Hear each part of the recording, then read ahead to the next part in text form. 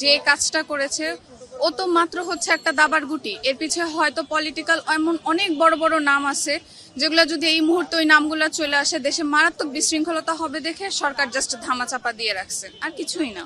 Design, elegance, beauty, সেরা পণ্য সবার জন্য। জেভিকো। এই প্রোটেস্ট চলতেই থাকবে, উনি না মেনে যাবে কোথাও, ওনাকে মানতে হবে জনসম্মুখে।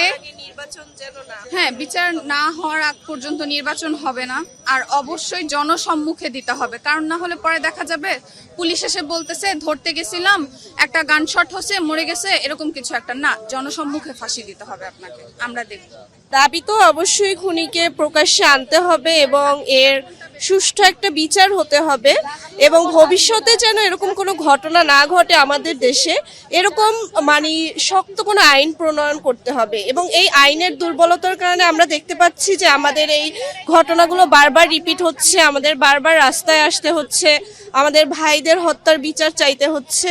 তো এই বিচার করার সাথে সাথে একটা আইনও প্রণয়ন করতে হবে যাতে ভবিষ্যতে এরকম কেউ করতে গেলে তার মনে আতঙ্ক বা ভয় থাকে, আমরা যেন এগুলো না করি।